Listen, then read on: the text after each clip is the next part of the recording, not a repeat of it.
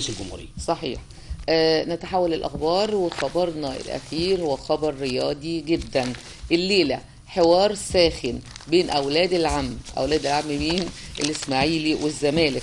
الزمالك في ضيافة الإسماعيلي والفوز شعار الفريقين.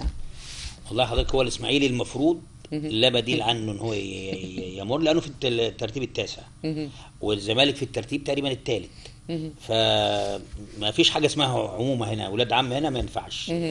احنا مش ضد الزمالك ولا، لكن انا شايف ان نهضه الاسماعيلي ترقى بمستواه، يعني بعد لما هو هيبقى رقم 9 لما يفوز شوف هيروح فين. الزمالك يعني الفرق كبير بينه وبين الاهلي. امله في الدوري اعتقد ان هو يعني انا ما اقدرش اقول ان هو تبدد، ولكن الامال موجوده حتى نهايه صفاره الحكم في اخر مباراه. الاسماعيلي سيجتهد، والاسماعيلي عنده جاي بقى من كان اخر ماتش مش كان موفق فيه، فعايز يعمل تصالح مع الشعب الاسماعيلاوي، جماهير الاسماعيلي. جماهير الاسماعيلاوي. وانا صراحه يعني ايه، في تحفز. يعني انا كنت جاي مع حد كان بيتكلم مع النادي، شايف ان في تحفز اتجاه الفوز ان شاء الله.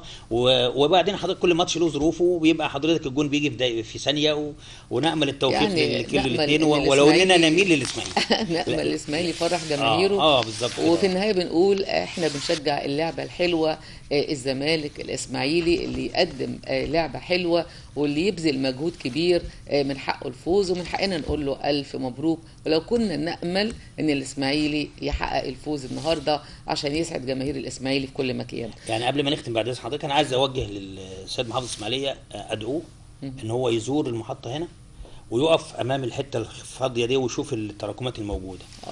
بوجود التراكمات والله دي يا استاذ محمد، احنا غلبنا نقول لا يصح مبنى تلفزيون القناه اللي بيشرفنا ناس من كل محافظات مصر قادمين بيشوفوا هذا المنظر من القمامه اللي موجوده بتحيط امام مبنى التلفزيون بحديقه كبيره في وش نادي الاسماعيلي الجديد. غلبنا مرارا وتكرارا نقول القمامه مصدر غير لائق. سياده المحافظ، نامل ان حضرتك توجه المحافظ الجديد، المحافظ الكميش تقريبا. المحافظ الجديد توجه تعليماتك ل احنا عايزينه يزور حضرتك تفضل حضرتك مشكورا.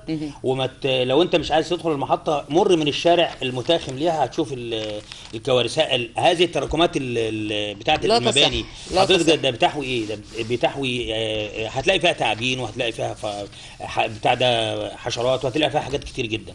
لو تكرمت مع المحافظ، زور المكان واحكم عليه ان كان ينفع. يعني حضرتك لو قالوا لك ان الرئيس السيسي هيمر من هنا، هيترصف المكان ده في خلال 24 ساعه. طب ليه؟ طب ما يبقى احنا من انفسنا. ما هي دي مكان محترم ومكان مرايه للجميع، وزوارك بيجوا لك من جميع انحاء الجمهوريه. فسياده محافظ ارجوك، احنا مش بنقول لك حاجه، مر كده، وان كان هذا الوضع يريح عينك او ينفع، يبقى انا نشكرك. يعني الحديقه اللي المفروض تبقى حديقه، لم تكن حديقه، لا هي مش حديقه، يعني المفروض هي مخططه. نعم. لكن دار ما يدور يا جماعه مشهد غير انساني بالمره، القمامه اللي محاطه بيه في كل مكان. انا بشكر حضرتك استاذ محمد يعقوب، مدير مكتب جريده الاهالي بمحافظه الشرقيه. شرفتنا، كل الشكر والتقدير لحضرتك. شكرا ليك. كنا معكم اصدقائنا المشاهدين، واطلاله سريعه في بلاط صاحبه الجلاله لاهم مصدرات صحفنا المصريه اليوم. فاصل ونعود عشان نستكمل فقراتنا وبرنامجكم صباح القناه على الهواء مباشره. شكرا.